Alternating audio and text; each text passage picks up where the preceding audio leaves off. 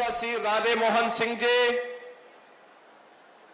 विधानसभा की पूर्व सदस्य श्रीमती सुनीता सिंह जी, जिला सहकारी बैंक के अध्यक्ष श्री सरोजेश सिंह जी, महिला मोर्चा की अध्यक्ष श्रीमती सरोज कुशवाहा जी, प्रदेश उपाध्यक्ष भारतीय जनता पार्टी श्री कृष्ण बिहारी राय जी, जिलाध्यक्ष ओम प्रकाश राय जी, जिलाध्यक्ष सोहेल देव, राजभर पार्टी श्री सुरेंद्र राजभर जी, जिला प्रभारी भारतीय जनता पार्टी श्री राकेश त्रिवेदी जी, युवा नेता श्री पीयूष राय जी, युवा नेता श्री अभिनव सिन्हा जी, पूर्व जिलाध्यक्ष श्री सुनील कुमार सिंह जी, पूर्व जिलाध्यक्ष श्री भानु प्रताप सिंह जी, पूर्व जिलाध्यक्ष श्री विजेंद्र राय जी, भारी संख्या में गाजीपुर की इस पावन धरा पर उपस्थित गाजीपुर जनपद के मेरे सभी बहनों और भाइयों, आज मुझे एक बार फिर से महाराज गादी की इस पावन धरा को, जिसे मां गंगा की पावन धारा अभिसंचित करती है, ऋषि मुनियों की तप और साधना से पवित्र इस पावन धरा को नमन करने का अवसर प्राप्त हुआ है। इस अवसर पर मैं इस पावन धरा को नमन करते हुए आप सभी गाजीपुर वासियों का हृदय से अभिनंदन करता हूं, स्वागत करता हूं। बहनों और भाइयों, गाजीपुर की धरती सदैव से राष्ट्रभक्ति की प्रेरणा का केंद्र बिंदु रहा है। मैं जब रामायण के कालखंड पर कभी दृष्टि डालता हूं, उस समय महर्षि विश्वामित्र को जब अपने राष्ट्र रक्षा के यज्ञ के लिए कहीं और दृष्टि डालनी पड़ी थी, तो उस समय उन्होंने एक ही बात का एहसास किया था।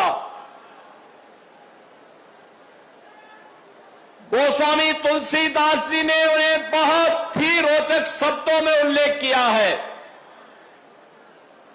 उन्होंने कहा कि गादि तनय मन चिंता व्यापी, हर बिनु मरहि न निश्चर पापी। यानी महाराज गादी, जिनका राज्य शीर गाजीपुर में था, महाराज गादी के पुत्र ने अपने मन में संकल्प लिया कि जो रावण के राक्षस इस पूरे क्षेत्र में आकर के यहाँ के नगरों को उजाड़ रहे हैं, लूटपाट कर रहे हैं, नागरिकों की नृशंस हत्या कर रहे हैं, इसका उपचार अयोध्या के 2 राजकुमार होंगे, और क्यों न मैं अयोध्या जाकर के इन दोनों राजकुमारों को ला करके राष्ट्र रक्षा के अपने यज्ञ को संपन्न करूं। याद करिए, जब राम और लक्ष्मण महाराज विश्वामित्र के साथ उनकी यज्ञ रक्षा करने के लिए जाते हैं, ताड़का का वध होता है, सुबाहु मारा जाता है, मारीच को कई योजन दूर मार करके वे फेंकते हैं। हमारा ये पूरा क्षेत्र राक्षसों से मुक्त होता है। गाजीपुर तब भी उस चीज का विजन देने वाला है। गाजीपुर ने तब भी उस आतंक के खिलाफ, उस लूट खसोट के खिलाफ, उस समय की उस अराजकता के खिलाफ एक संघनाद का नेतृत्व किया था। और याद करिए, आज भी देश की आजादी के आंदोलन रहे हो, देश स्वतंत्र भारत में भारत की सीमाओं की रक्षा करने की बात आती हो, अगर एशिया का सबसे बड़ा कोई गांव है तो अकेले गहमर में ही 12,000 सैनिक और अधिक सेना अधिकारी अकेले एक ही गांव में निवास करते हैं। एक ही गांव में 12,000 से अधिक सैनिक और सेनाधिकारी, 15,000 से अधिक अवकाश प्राप्त सैनिक और सेनाधिकारी एक ही गांव में रहते हैं, जिन्होंने देश की आजादी की लड़ाई में भी योगदान दिया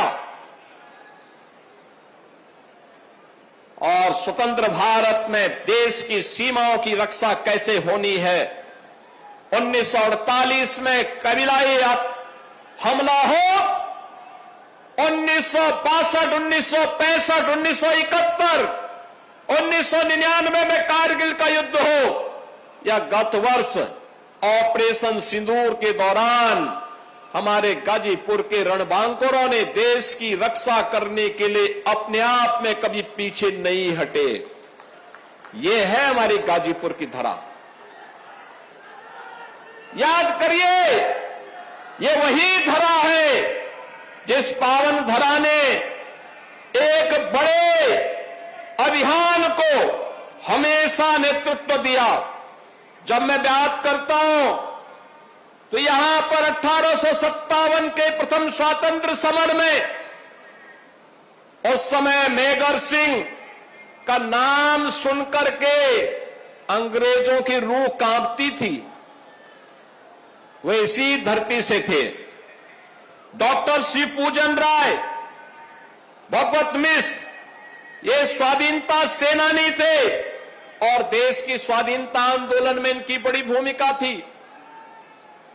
नेताजी सुभाष चंद्र बोस के द्वारा भारत की आजादी के लिए गठित आजाद हिंद फौज, उसमें गाजीपुर के दर्जनों युवाओं ने आजाद हिंद फौज के साथ जुड़ करके भारत की आजादी को आगे बढ़ाने में अपना योगदान किया था।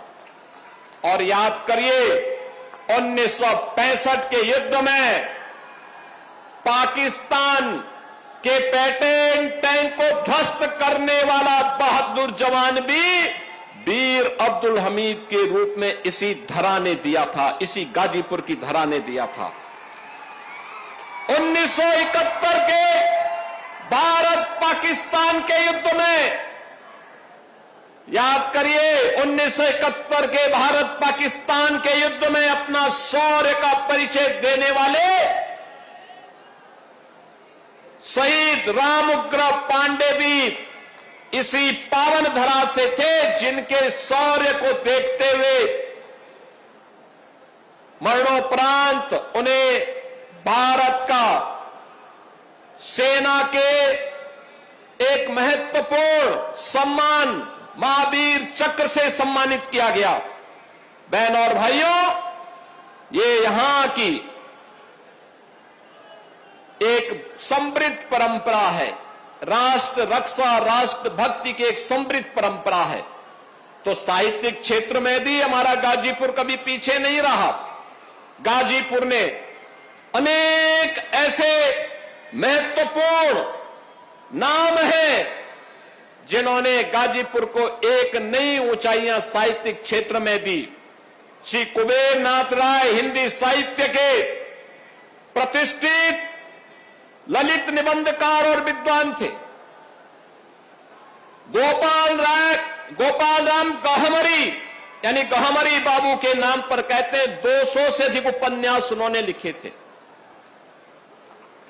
और अनेक ऐसे विभूतियों को जन्म देने वाला हमारा गाजीपुर जनपद, बहनों और भाइयों, क्यों गुमनाम होता गया, क्यों इसका नाम डूब गया,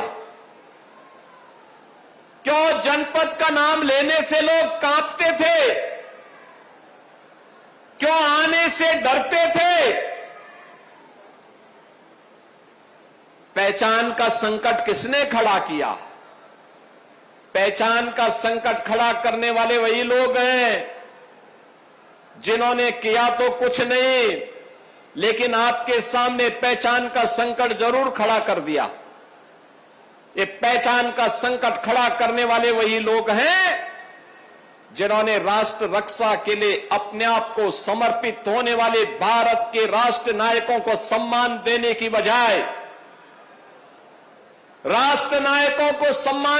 की बजाय,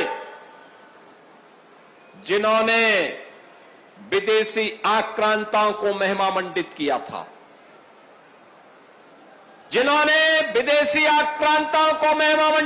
था, और आज मैं इस बात को कह सकता हूं कि डबल इंजन किए बीजेपी एनडीए की सरकार राष्ट्र नायकों को सम्मान देती है। राष्ट्र नायकों को सम्मान इस रूप में 1000 वर्ष पहले भारत को रौंदने की दृष्टि से आया था एक सालार मसूद को बहराइच के चित्तौड़ा नामक स्थान पर भारत के जिस महापुरुष ने, राष्ट्र नायक ने रौंद करके इस्लाम के अंडोप सबसे कड़ी सजा दी थी, वह महापुरुष कोई और नहीं, महाराज सुहेलदेव हैं। महाराज सुहेलदेव के नाम पर समाजवादी पार्टी और कांग्रेस ने कोई आयोजन नहीं होने दिया, कभी कोई आयोजन नहीं होने दिया। महाराज सुहेलदेव जिनके शौर्य और पराक्रम से, जिनकी युक्ति से यह देश लंबे समय तक विदेशी आक्रांताओं की बर्बरता से बचा था, उनके प्रति कृतज्ञता ज्ञापित करने की बजाय कांग्रेस और समाजवादी पार्टी ने राष्ट्र नायकों का अपमान किया। ये लोग आक्रांता गाजी, सालार मसूद गाजी का मेला लगवाते थे। हमारी सरकार आई, हमने कहा नहीं, सालार मसूद का मेला नहीं लगेगा, मेला लगेगा तो महाराज सुहेलदेव की स्मृति में लगेगा। और आज मुझे प्रसन्नता है बताते हुए, बहराइच के उस स्थान पर हम लोगों ने महाराज सुहेलदेव की भव्य प्रतिमा की स्थापना की है। भव्य प्रतिमा, भव्य स्मारक बना है। अब मेला लगता है, नौजवान जाते हैं, भारत के राष्ट्र नायक के रूप में महाराज सुहेलदेव को सम्मान देते हैं। महाराज सुहेलदेव के नाम पर हम लोगों ने बहराइच में मेडिकल कॉलेज का निर्माण किया है। आजमगढ़ में विश्वविद्यालय का निर्माण किया है। और प्रधानमंत्री मोदी जी और उस समय के केंद्रीय मंत्री और यहां के सांसद, इस समय जम्मू कश्मीर के लेफ्टिनेंट गवर्नर माननीय श्री मनोज सिन्हा जी ने गाजीपुर से आनंद विहार के बीच में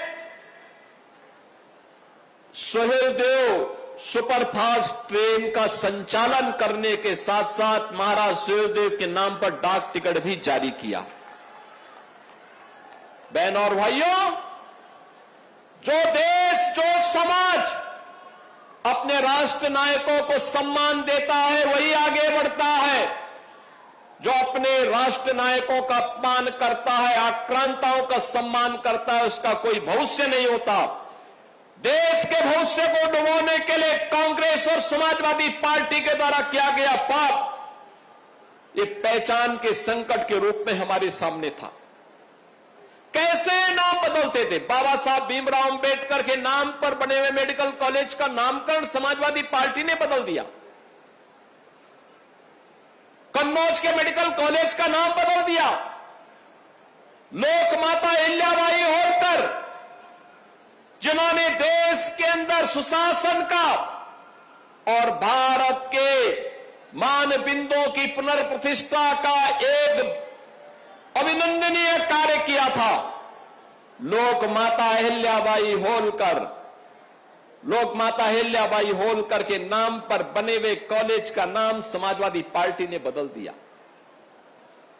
याद करिए, संत शिरोमणि सदगुरु रविदास जी महाराज, रविदास जी के नाम पर बना हुआ भदोई जनपद का नामकरण इन्होंने बदलने का पाप किया। ये सभी पाप समाजवादी पार्टी के खाते में जाते हैं। इन्होंने लूटा ही नहीं, इन्होंने पहचान का संकट ही खड़ा नहीं किया, इन्होंने महापुरुषों को अपमानित भी किया, महापुरुषों को अपमानित भी किया। आज एक डबल इंजन की भारतीय जनता पार्टी और एनडीए की सरकार है। आज गाजीपुर में मेडिकल कॉलेज बन गया है, मेडिकल कॉलेज का निर्माण गाजीपुर में। अब गाजीपुर की चारों ओर की कनेक्टिविटी 4 लेन की, गाजीपुर से लखनऊ की दूरी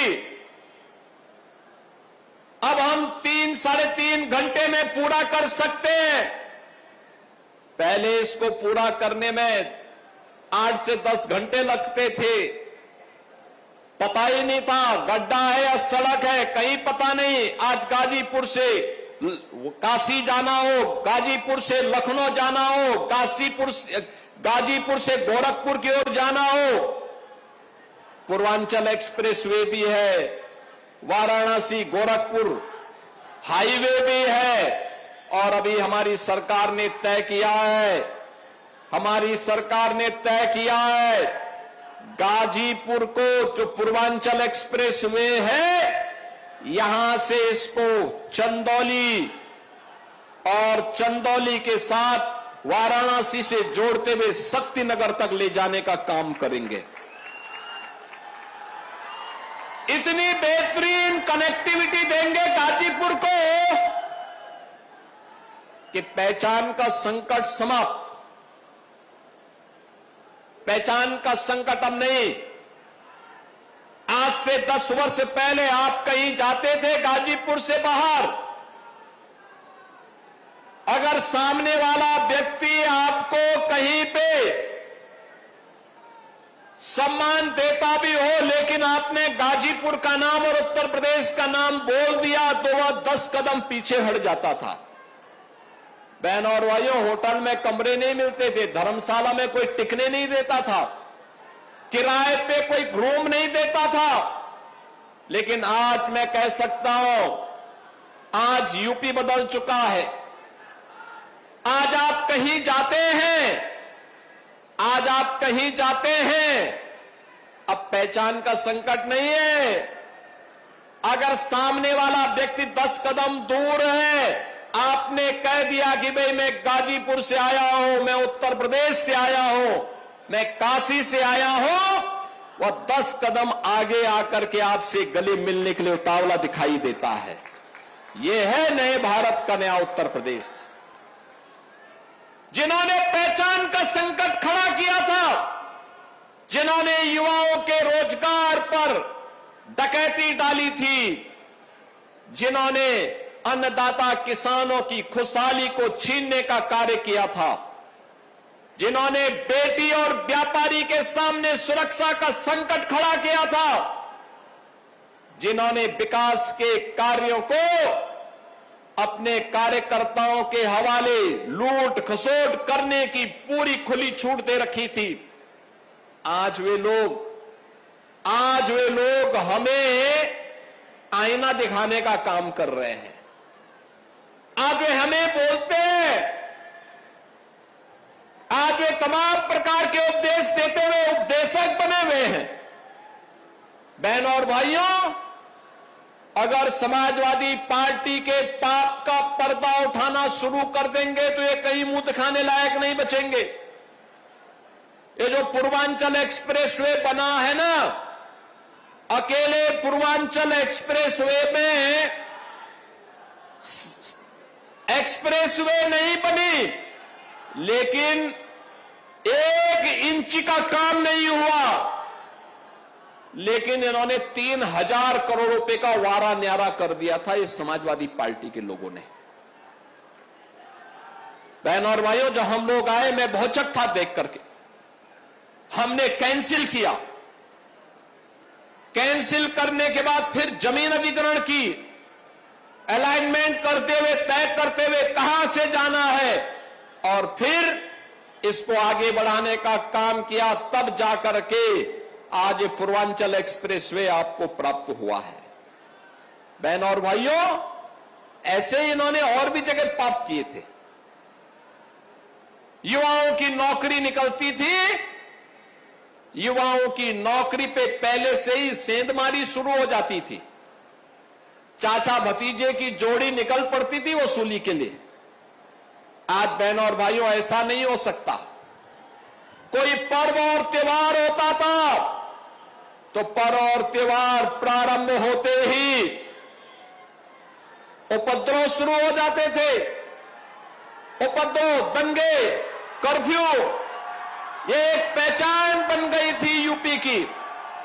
कोई निवेश नहीं होता था। और आज मुझे बताते हुए प्रसन्नता है, अब यूपी में नो कर्फ्यू, नो दंगा, यूपी में है सब चंगा। अब यूपी में सब चंगा है, कोई कर्फ्यू नहीं, उत्सव का माहौल है, उपद्रव नहीं। हमने तो पहले ही कहा था कि जो उपद्रव उत्सव को उपद्रव में बदलेगा, जो बेटी और व्यापारी की सुरक्षा में सेंध लगाएगा, जो युवाओं की नौकरी में सेंध लगाएगा, नोट करना दो ही जगह होंगी, या जेल होगा या जहन्नुम होगा, तीसरी कोई जगह नहीं होगी। बहनों और भाइयों, हमारा युवा असीम ऊर्जा का केंद्र है, प्रतिभा का केंद्र है। उस युवा को प्लेटफॉर्म मिलना चाहिए। पिछले 12 वर्ष में प्रधानमंत्री मोदी जी के नेतृत्व में उन युवाओं को एक प्लेटफॉर्म मिला है। प्रधानमंत्री स्टार्टअप की योजनाएं, प्रधानमंत्री स्टैंड अप की योजनाएं, डिजिटल भारत की योजनाएं, एनईपी 2020 और अनेक ऐसी योजनाएं हैं। मिशन रोजगार के अंदर भी देश के अंदर लाखों नौजवानों को नौकरियां मिल रही हैं।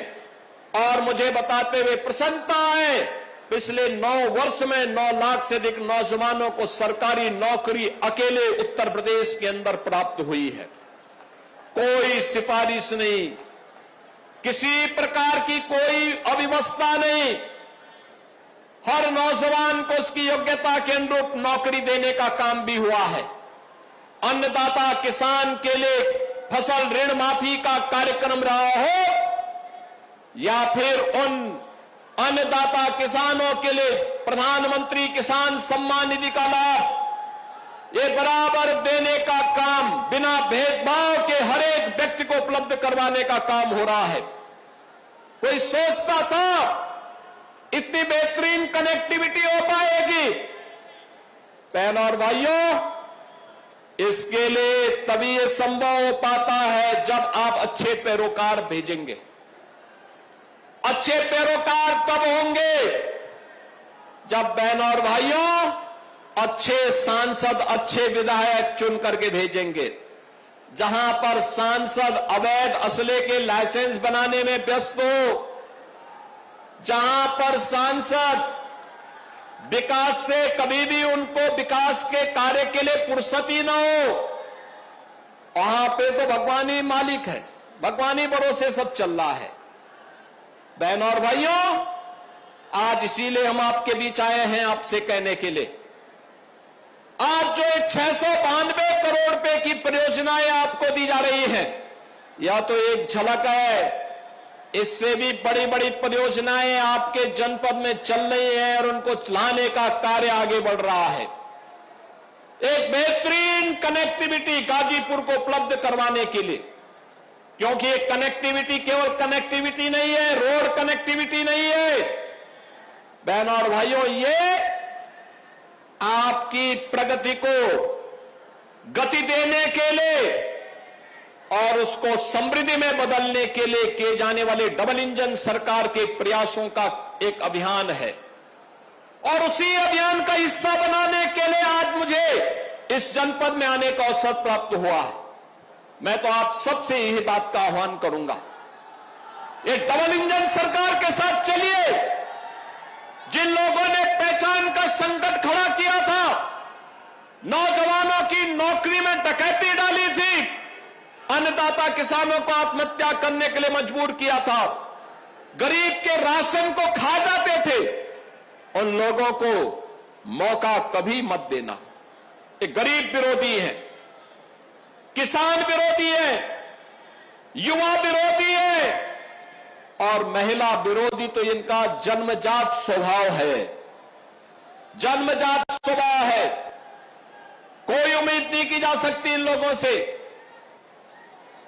महिलाओं के बारे में तो इनके जो विचार हैं वह अत्यंत खतरनाक हैं, इतने खतरनाक हैं बहनों और भाइयों, ये बहुत ही खतरनाक है। और तभी तो कहावत चल पड़ी थी प्रदेश में कि देख सपाई बिटिया घबराई, यानी जिसको देख करके बिटिया अपने आप घबरा जाती हो, ऐसे समाजवादियों से तो आपको बच करके रहने की आवश्यकता है, गाजीपुर को बच करके रहने की आवश्यकता है।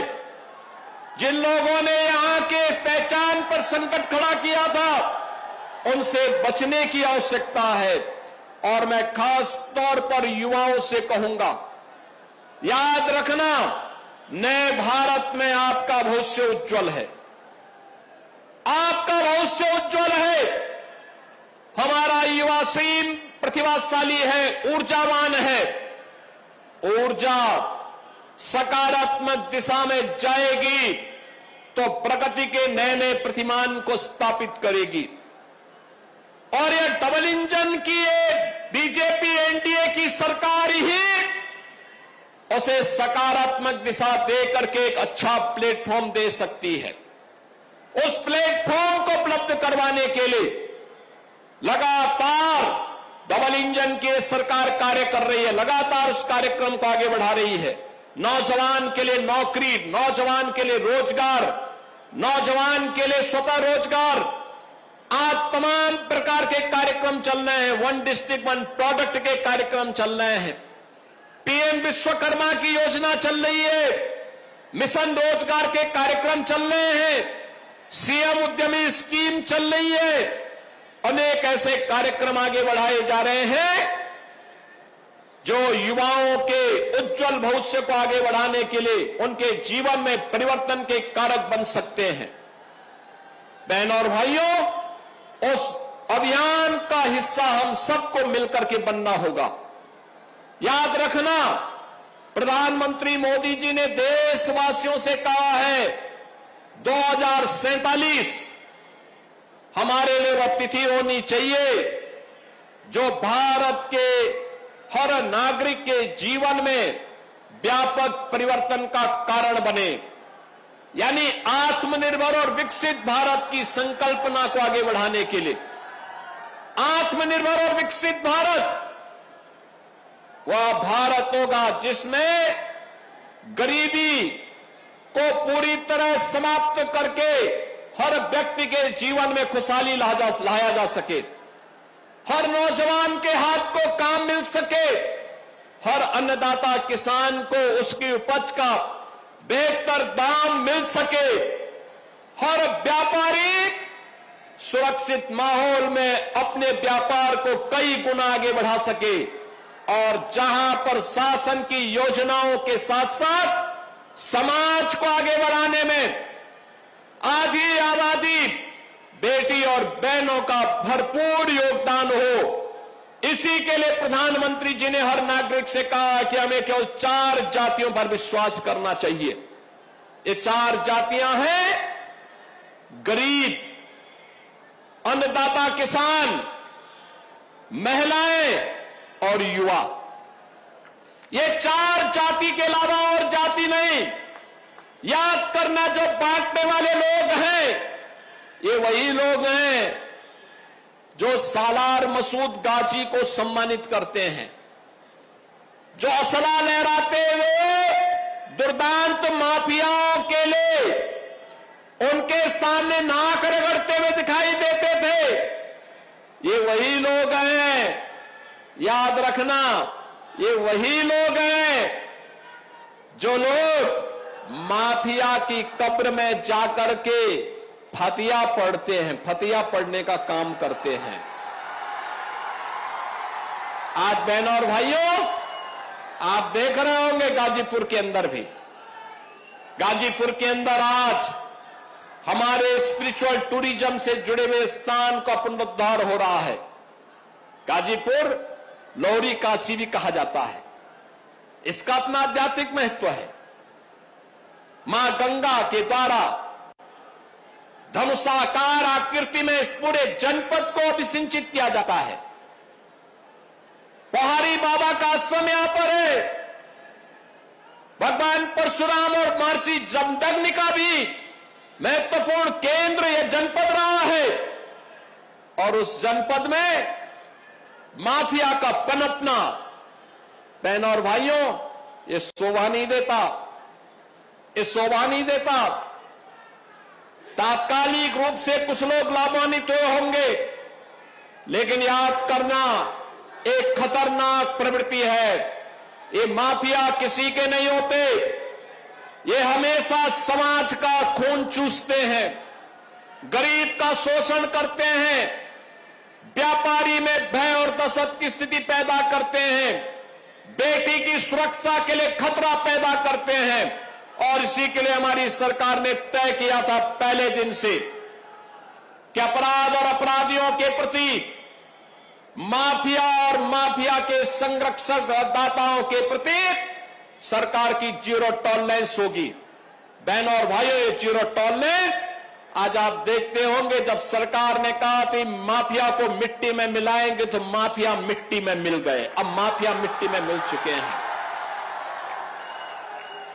अब कोई गरीब का बेटा किसी कस्बे में रामलीला का आयोजन कर रहा होगा, तो कोई वहां पे असला लहरा करके दंगा करने का दुस्साहस नहीं कर पाएगा। उसे मालूम है, अगर दंगा करवाया, रामलीला के मंचों को पवित्र करने का दुस्साहस किया, तो फिर कहीं पे मिट्टी में दफन होना पड़ेगा किसी समय, उसे मालूम है। और इसलिए बहनों और भाइयों, मैं तो आप सबका आह्वान करूंगा, एक नए भारत के निर्माण के लिए हमें आगे बढ़ना पड़ेगा।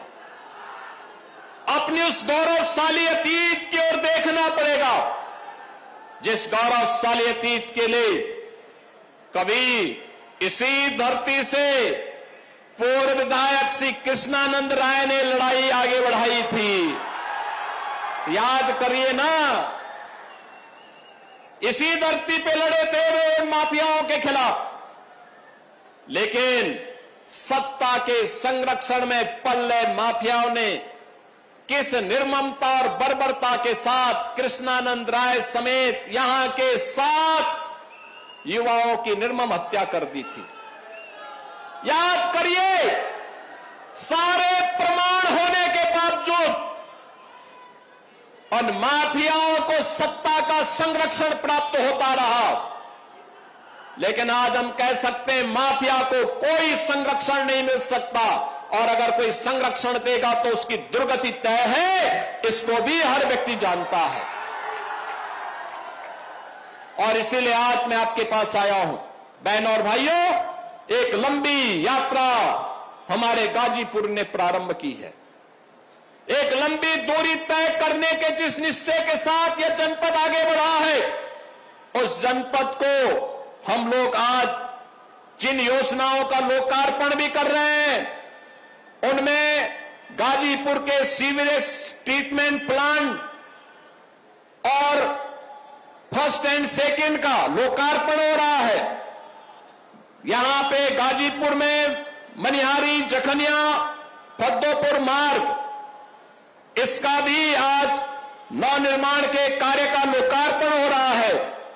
और मोहम्मदाबाद में विकासखंड भावरकोल के ग्राम गुड़ौर में राजकीय ITI कॉलेज की स्थापना का कार्य का लोकार्पण भी हो रहा है और ड्रग वेयर हाउस के निर्माण के कार्य का भी आज लोकार्पण का कार्य यहां पे संपन्न हो रहा है। इसके अलावा यहां पर कई परियोजनाओं के यहां पर शिलान्यास के कार्यक्रम भी संपन्न हो रहे हैं।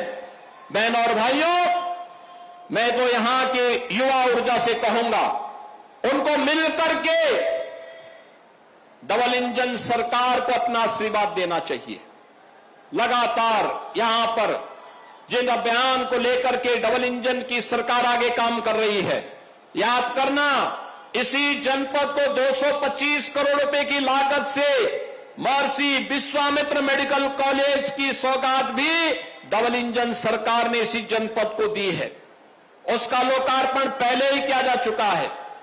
इसके अलावा यहां पर सॉलिड वेस्ट मैनेजमेंट योजना के अंतर्गत गाजीपुर के कार्य का लोकार्पण भी एक पहले हो चुका है। 6 पशु चिकित्सालयों के भवनों का, पर्यटन विकास की 6 परियोजनाओं का और यहां पे बाढ़ से कटान के लिए भी अभी जो बाढ़ अवरोधक कार्य किए गए थे उनका भी लोकार्पण का कार्य पहले हम लोगों ने यहां संपन्न किया है। 4 कस्तूरबा गांधी आवासीय विद्यालय, बालिका विद्यालय में एकेडमिक ब्लॉक और छात्रावास के निर्माण का कार्य भी यहां संपन्न हुआ है और साथ साथ यहां के मेडिकल कॉलेज में बालिकाओं की दृष्टि से एक नर्सिंग कॉलेज की स्थापना का काम भी यहां पे इससे पहले 10 करोड़ रुपए की लागत से संपन्न हुआ है। पुलिस कर्मियों के लिए बैरक और हॉस्टल का निर्माण भी यहां पर किया गया है। अलग अलग चौकियों में भी, अलग अलग थानों में भी उसकी व्यवस्था करने का कार्य चल रहा है और तहसील कासिमाबाद के भी आवासीय भवन के लोकार्पण का कार्य, इसके अलावा मुख्यमंत्री मॉडल कंपोजिट विद्यालय गाजीपुर के निर्माण का कार्य वर्तमान में कराया जा रहा है और अमृत योजना के अंतर्गत भी यहां पे तमाम प्रकार की पेयजल और सीवरेज की अन्य स्कीम को आगे बढ़ाने का काम हो रहा है। बहनों और भाइयों, अब गरीब के साथ कोई भेदभाव नहीं करता है। याद करिए,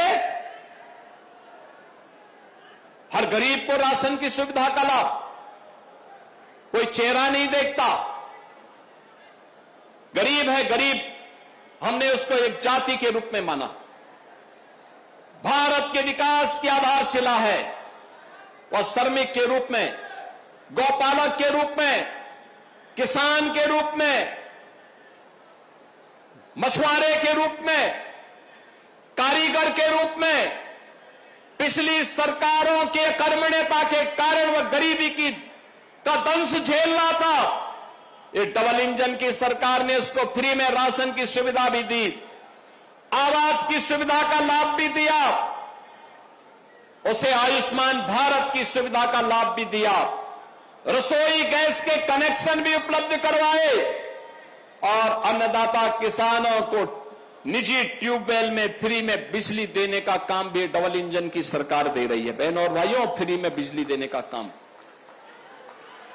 रूफटॉप सोलर स्कीम के माध्यम से पीएम सूर्यघर मुफ्त बिजली योजना, आज आप देख रहे होंगे इस योजना का लाभ कैसे कैसे उपलब्ध करवाया जा रहा है। बिजली का बिल आधे से भी कम हो रहा है, ढेर सारे लोगों के द्वारा लगाया जा रहा है। बहनों और भाइयों, आज मैं आपको एहसास कराने के लिए आया हूं, हर घर में शौचालय हो, जिसके बारे में राजभर जी यहां कह रहे थे। हर गरीब के पास अपने सिर को ढकने के लिए छत हो।